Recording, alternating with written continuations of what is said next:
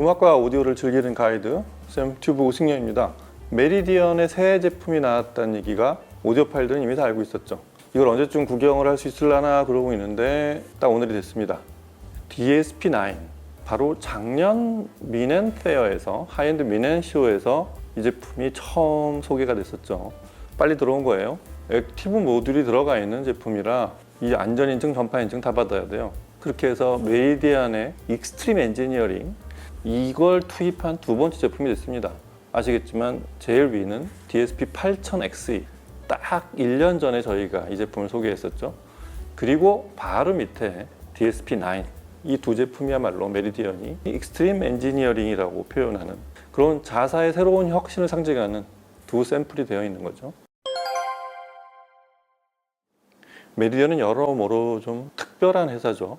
디지털 플레이어를 선도했던, 그리고 거기에 미디어 서버와 이 네트워크 플레이어, 이런 시스템을 통합시킨 그런 아주 선도적인 주자이면서도, 이게 어떤 브랜드, 어떤 회사들은 굉장히 권위적인 경우도 많아요. 우뚝 서서 아무도 우리 아성을 넘보지 못한다, 뭐 이런 메시지를 강하게 전하는 그런 회사들도 참 많은 게 이 하이테크 R&D를 기반으로 하는 디지털 회사들의 흔히 볼 수 있는 모습이기도 한데, 이 메리디언은 좀 다릅니다. 본인들이 지향하는 바, 이렇게 막 너무 진지하고 심각하게 이렇게 제품의 디자인이나 어떤 방식을 그렇게 가져가질 않았어요. 어떤 면에서는 아기자기하고, 야 이거 이쁘게 생겼다, 약간 키덜트적이라고까지 표현했을 정도로 제품의 이 사이즈나 포맷, 그 다음에 이 컬러들이 좀 전에 말한 어떤 권위적인 회사들하고는 근본적인 방향이 다릅니다. 그래서 메리디안의 어떤 이미지는 친근하고 친화적이고 또 뭔가 감촉이 좋을 것 같은 매끄럽고 보송보송한 느낌? 뭐 저만의 느낌일 수도 있지만 제가 약 30년간 보아온 메리디안은 그렇습니다. 지금 DSP-9도 그런 컨셉 하에서 거기서 이제 진화를 한 맨 끝단에 있는 그런 제품이죠. 메리디안이 중간에 이 디지털 플레이어들이 자취를 감추다 보니까 이 히스토리에 대한 감이 없는 분들도 종종 있는데, 오래된 회사예요. 70년대 시작했습니다. 1977년 설립자가 두 분이죠. 알렌 부스로이드, 그 다음에 밥 스튜어트. 알렌 부스로이드는 이 케임브리지 대학교의 이 상업 디자인 이쪽 관련된 석학이고, 밥 스튜어트가 이 메리디안의 모든 기계적 설계, 디지털 메커니즘, 이거를 설계하는 분이죠. 그리고 지금 오디오 파일들이 하는 룬을 설계한 바로 그분입니다. 여하튼 메리디안은 8, 90년대 그리고 2000년대를 지나면서 우리가 아는 이 피지컬 CD 플레이어 500 시리즈, 800 시리즈를 지나치면서 2008년이 되면서 이 하이엔드 플레이어 업계에서 이전에 없었던 새로운 세계를 창안하죠. 그게 바로 술루스라는 제품이었습니다. 네트워크 플레이어가 많이 보급된 현 시점에서 봤을 때 술루스는 지금의 룬의 시작이었다고 보는 게 그런 컨셉이었다고 할 수 있겠습니다. 그게 룬으로까지 발전하는데 약 10여 년이 걸린 거죠. 자, 메리디언은 이런 플레이 시스템과 미디어 서버 네트워킹으로 진화해 갔다고 한다면, 이미 2000년부터 스피커를 제작을 했어요. 처음부터 메리디안의 스피커는 지금 이 디지털 기술을 그대로 접합시킨 그런 DSP 기반 액티브 스피커를 설계했습니다. 그래서 2001년에 만든 DSP-6000, 이 제품은 이 하이파이 오디오 시장에서 최초로 제작된 DSP 기반 액티브 스피커였어요. 그 시리즈가 지금까지 약 20여 년이 지나서 이 DSP-9까지 와 있습니다. 그러니까 DSP-9을 설명하려면 메리디안 회사가 어떤 기술 인프라를 기반으로 하고 있고, 그리고 왜 스피커를 만들었는지, 이런 전후 관계를 알면 메리디안의 스피커들이 좀 더 정확히 보이기 시작할 거라고 생각이 돼서 설명을 드렸습니다. 메리디안의 DSP-9는 좀 전에 설명드린 메리디안의 익스트림 엔지니어링의 두 번째 작품, 제일 위에는 투바디 시스템의 DSP-8000XE가 자리를 잡고 있고, 문제는 이 제품을 그 다음을 만들면서 8000XE 위로 만들지 않고 아래로 만들었어요. 그래서 모델이 9000이 되지 않고 9가 된 게, 그게 많은 걸 상징합니다. 8000XE의 어떤 기술들이 그대로 트리클 다운 돼 있으면서 제품을 약간 축소한 원바디의 제품으로 완성시킨 게 바로 오늘 저희가 살펴볼 DSP-9입니다. 그래서 이 메리디안의 스피커 라인업이 레퍼런스 시리즈인데 8000XE만은 그냥 플래그십이라고 불러요. 그리고 이 DSP-9이 플래그십인 8000XE 바로 밑에 위치하는 그런 자리에 포지셔닝 되어 있습니다. 그래서 DSP-9은 8000XE에 투입된 많은 기술들이, 심지어 이 유닛의 사이즈까지 그대로 내려받았고요. 외관을 좀 더 미래지향적으로 그렇게 바꿨습니다. 이 제품은 기본적으로 메리디안이 약 50년 가까이 발전시켜온 디지털 기술을 기반으로 한 DSP 있죠. 내부에서 이런 전기적 회로가 만들어내는 메커니즘들 있죠. 그걸 기반으로 한 실제 음질을 구현하기 위한 제품이고, 그리고 바깥은 유닛의 울림과 그 스피커 인클로저의 디자인으로 내부에 투입된 DSP를 구현하도록 그렇게 완성이 된 제품입니다. 우선 구성을 보면, 이쪽부터 보면 1인치 베릴륨 웨이브 가드를 갖춘 베릴륨 트위터가 있고, 6.5인치 투명 폴리프로필렌으로 제작이 되어 있는 미드레인지가 바로 아래쪽에 자리 잡고 있고, 그리고 이 메리디안의 레퍼런스 시리즈들은 측면 우퍼를 쓰죠. 8000Xe는 좌우에 3개씩 총 6개가 투입이 됐었는데 9이 되면서는 한 쌍을 줄였어요. 양쪽에 2개씩 마주보고 있는 총 4개의 우퍼가 투입이 되어 있습니다. 보통 8인치라고 부르는데 정확히는 7.8인치 4개의 우퍼가 서로 등을 마주보게 그렇게 배치되어 있습니다. 이렇게 해서 한쪽 채널에만 총 6개 유닛이 투입되어 있는 그런 구조를 하고 있습니다. DSP9은 하나의 바디로 되어 있지만 각 유닛, 트위터, 미드레인지, 그 다음에 베이스, 이 세 구간은 각각의 체인버로 나눠져 있고 전체는 밀폐형이에요. 이 밀폐형으로 만든 이유는 메리디안의 DSP 어쿠스틱을 좀 더 완벽하게, 좀 더 정확하게 재생할 수 있는 그런 형태로 설계됐기 때문에 그렇고요. 각 유닛별로 앰프가 투입이 되어 있는데, 트위터 미드레인지는 150W AB 클래스 증폭 모듈이 들어가 있고요. 아래쪽에 이 우퍼는 240W D 클래스 증폭단이 들어가 있습니다. 특히 각 유닛별 240W D클래스 증폭단은 전부 브릿지 모드로 접속 설계돼서 실제 출력은 그보다 훨씬 높게 파워 핸들링을 할 수 있는 그런 디지털 증폭단이 들어가 있습니다.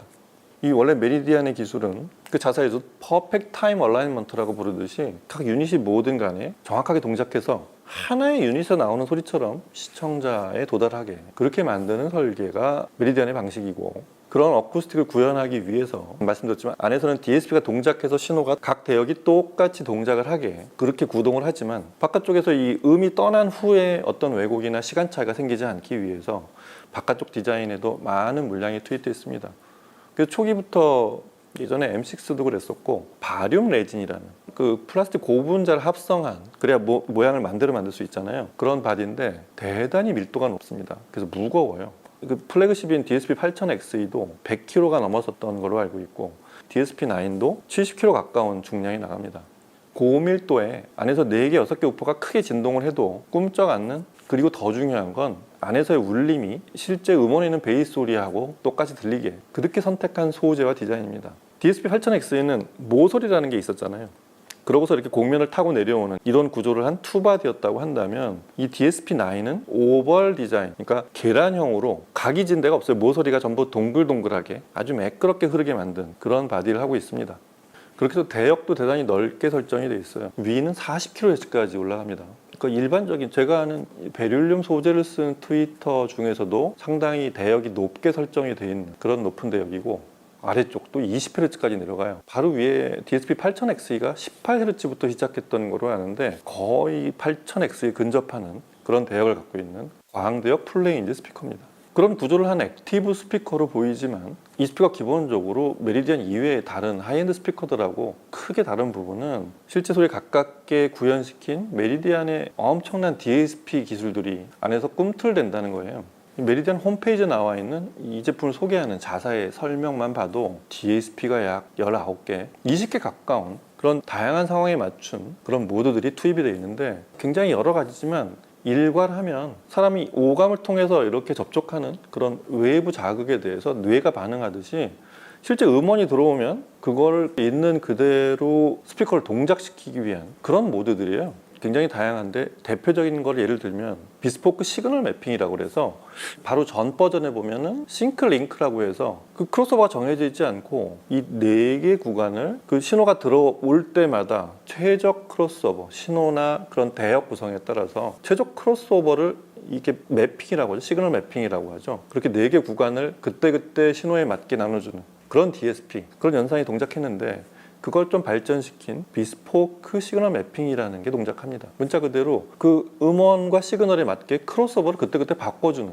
그런 DSP예요. 그래서 이 6개의 유닛들이 실제 음원에 가장 가깝게 동작하도록 크로스오버를 새로 배분해주는, 그렇게 매핑을 하는 그런 DSP고, 그다음에 뭐 레조넌스 컨트롤이라고 해서 안에서 베이스의 정확한 동작을 컨트롤하는 이런 각 유닛을 일체화시키는 작업들이 여기 투입된 대부분의 저 메리디안의 DSP들이 그렇지만 이 유닛이 몇 개든 간에 안쪽에서 일체화시키는 그런 연산작용을 한다는 얘기입니다. 특히 가장 파워 핸들링이 크고 숫자적으로도 가장 많은 베이스를 컨트롤하는데 많은 게 투입이 되어 있는데, 예를 들면 이런 게 있어요. 퍼펙트 밸런스라고 그래서 각 대역 간의 소리의 음량을 똑같이 맞추는 거예요. 이런 DSP가 돌아가는 한편 또 하이 파워 어레이라고 그래서 소리가 크게 나는 순간에도 한쪽의 음량이 다른 유닛의 음량을 침범하거나 마스킹을 시키거나 혹은 자체적으로 왜곡이 생기지 않게 하는, 그렇게 음량을 컨트롤하는 이런 하이 파워 어레이 같은 그런 DSP 동작을 한다는 거. 그리고 이 스피커 위치에 따라서 그 Q자 들어가는 그런 DSP들이 있어요. 프리 Q는 이 룸 커렉션처럼 벽에서의 거리를 최적으로 맞춰주는 거. 그리고 이 REQ라고 해서 흔히 말하는 그 스탠딩 웨이브 있죠. 밖에서 생기는 정제파들을 그 수치를 계산해서 발생 자체를 안 하게 하는 그런 REQ라는 그런 DSP 동작하고, 여러 DSP 중에 좀 신기했던 것 중에 하나는, 다른 것들도 그렇지만 이 눈에 띄는 것 중에 하나가 이미지 엘리베이션이라는 그런 모드였어요.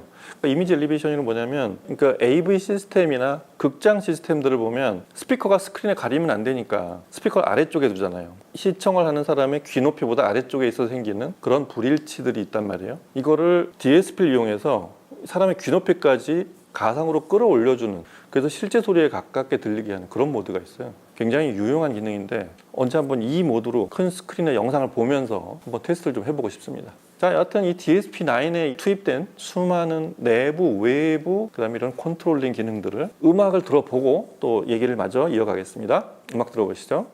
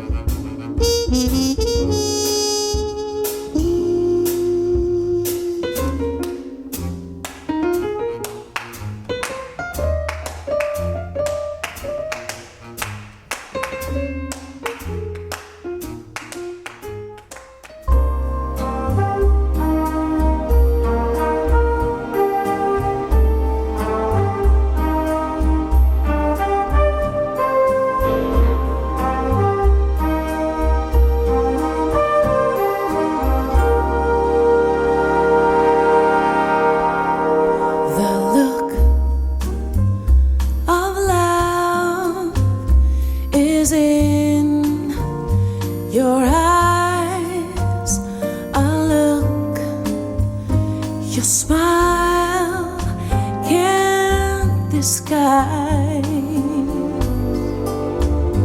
the look of love.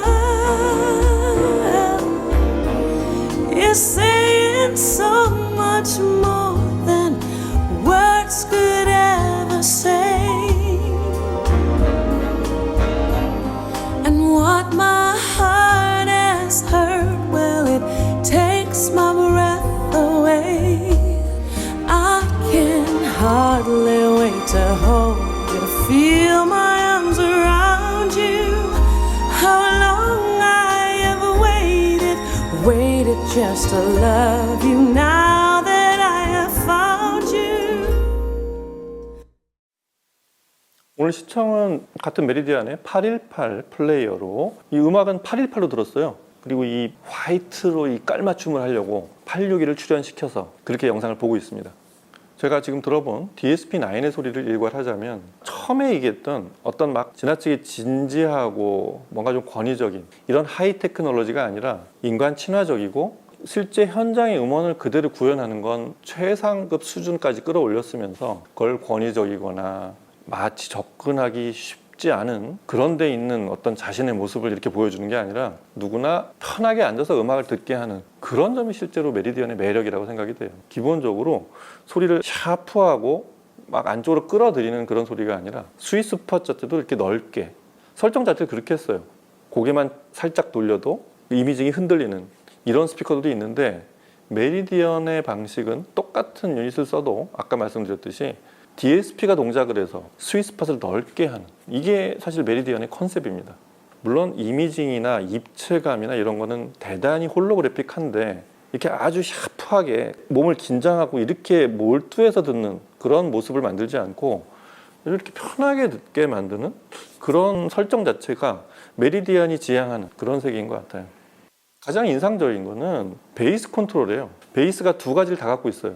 저희가 아는 육중하고 파워풀한 에너지, 이런 게 나오면서 이런 베이스들이 종종 과도하게 사람을 압도하는, 실제 음원보다 좀 더 파워풀하게 들리게 하는 이런 걸 넘어서지 않고 정확한 해상도를 갖고 들린다는 거예요.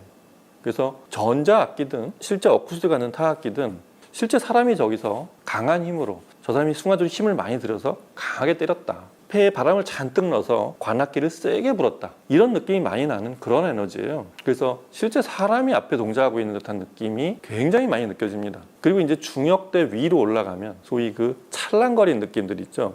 하이엔드 세계로 넘어갈 때 표식 같은 게 이런 떨림의 느낌들인데, 그 진동판의 소재도 중요하지만 그걸 얼만큼 정교하게 떨어주느냐, 지속적으로, 순간적으로 그 품질을 유지하는 게 굉장히 시청자의 귀에 들어오는 느낌이 다르게 하는데, 지금 메리디안이 딱 그렇습니다. 신호가 잘게 떨릴 때와 중간 정도 빠르기로 떨릴 때 이 변화가 굉장히 잘 느껴지면서 찰랑거리는 느낌, 그 미세하게 찰랑거리는 얇은 판넬의 느낌, 이런 것들이 아주 리얼하게 귀에 들어와요. 그리고 총체적으로 가장 중요한 건 이게 베이스하고 하나처럼 이어져 있다는 거죠. 메리디안이 이 수많은 DSP를 투입시켜서 들려주고자 한 바로 그런 소리입니다. 베토벤 교향곡 9번 2악장 몰토 비바치죠. 뚠뚜룬 뚠뚜룬 똥뚜둥, 위에서부터 옥타브 하나씩 내려가면서 똥따당 때릴 때 소리는 크게 하되 그냥 물리적으로 어디서 들리는 소리, 이런 느낌이 나는 때가 많은, 사실 그런 곡인데, 사발과 르콘스드 나시옹의 연주죠. 메리디안을 부른 이 곡은 상당히 특출났어요. 일체감이라는 게 막연하게 이렇게 느껴지는 게 아니라 실제로 힘이 하나도 약화되지 않은 채로 강하게 동작하는 사람, 로봇가 아니라 사람이 연주하고 있는 그런 악기들의 조합이라는 느낌이, 리얼한 느낌을 좀 더 부과시켜주는 그런 순간이었어요. 일단 좌우 펼침이 좀 더 인상적이었어요. 앞뒤 간의 깊이감, 이런 입체감도 좋지만 좌우가 동그랗게, 실제 오케스트라의 배치가 좀 더 눈에 잘 들어오는 그런 좌우 배열, 이런 것들이 지금 같은 다이나믹스, 낮은 대역과 중역대로 오가는 다이나믹스와 높은 대역에서의 그 해상도, 이런 거하고 결합이 돼서 좀 더 실제 현장 속에 들어가 있는 그런 느낌을 잘 줬습니다. 무엇보다도 호쾌한 느낌이 조금 더 약화되지 않는다는 것, 실제 현장감을 주면서도 약화되지 않는 느낌, 그런 게 너무 좋았고요.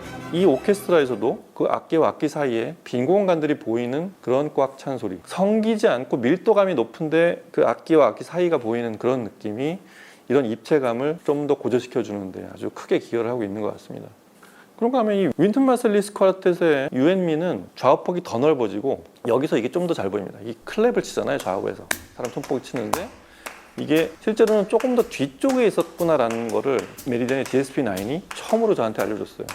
이 정교한 위치를 잘 선정해준 메리디안의 정교한 연산이 작용해서 녹음의 위치, 연주자의 위치 이런 게 좀 더 잘 보입니다. 베이스는 좀 더 내려가면서도 타이트해져 있고 그리고 이제 윈튼 마슬리스의 트럼펫이 나오면 짠 하고 이게 음의 강약이 변할 때마다 그런 미세한 변화를 아주 잘 보여주는 것 같아요.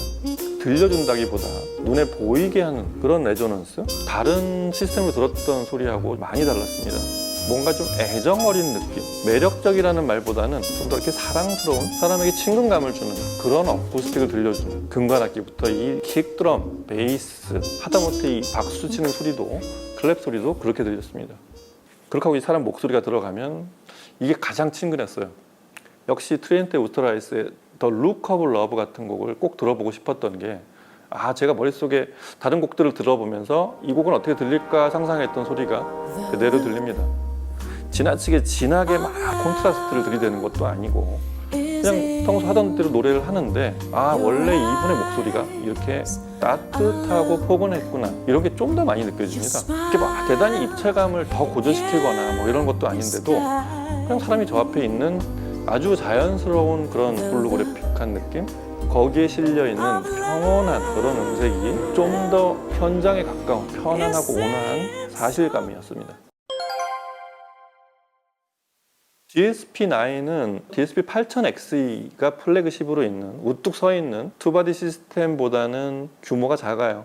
일단 베이스의 숫자도 4개로 돼 있고 원바디고 키도 좀 작죠. 하지만 8000XE에는 없는 이런 오벌 디자인, 계란같이 동글동글한 외곽에 모서리 하나 없이 동글동글하게 만든 여기서부터 사실 좀 굉장한 친화력을 발휘하기 시작하죠. 이런 디자인이 발휘하는 메리디안의 조금 더 온화한 소리 이런 게 들어있는 그래서 저는 이 제품 소리를 신사실주의라고 부르고 싶어요.